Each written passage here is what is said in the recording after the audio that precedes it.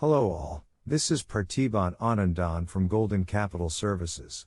Today's video is from the book, The Magic of Compound Recruiting. Chapter 12. Profile of the Great ALW Superhierarchies. Topic: The Magic of Expansion. All of the great apes were expansion-oriented and built multiple base shops. They weren't content with an isolationist mentality. They ventured out and pioneered other areas. There are 3 correct methods of expansion. Number 1. Leader transplants himself to new area. This is the purest and best way to expand. It's the way I expanded into Denver.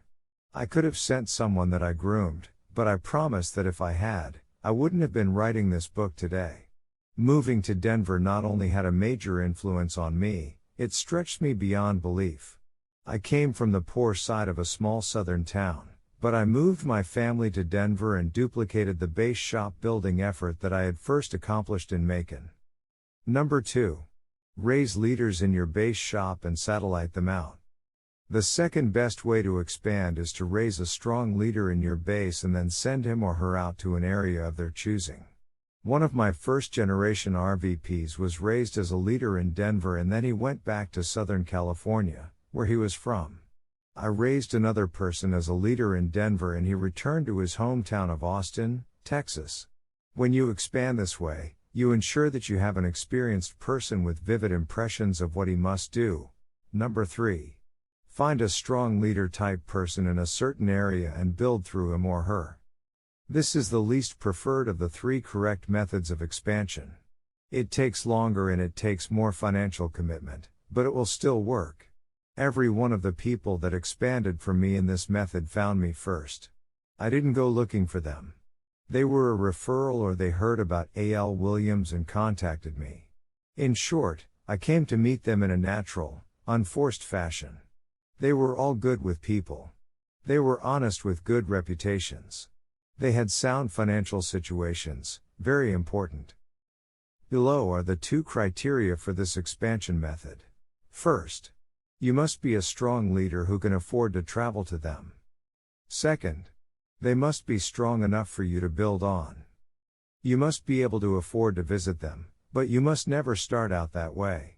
They should visit you a minimum of 2 to 3 times before you visit their local territory. For example, one of my RVPs was the first A.L. Williams person in Missouri. He came to Denver twice before Jay ever set foot in Springfield.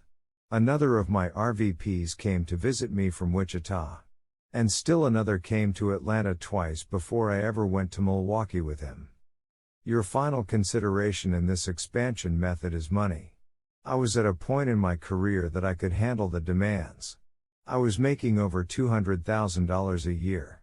I had a base that was running over $100,000 in premium each month. I was at least 50 wide in my base and had 10 to 15 strong leaders. When I left to visit the expansion office, these leaders were capable of running the opportunity meetings and the training on their own. I could afford to travel and subsidize them and help them with monthly support money. There is always a sound business basis upon which successful expansion occurs.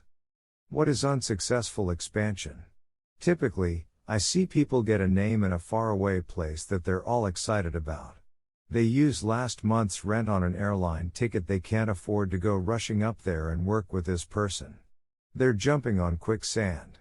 Then there's the sling it against the wall expansion mentality, the send them a kit through the mail mentality and others. In all of these cases, the RVP is just hoping against hope they've found a good person. Usually, futile hope. Think and plan before you expand. That's all about today's topic. Thank you all.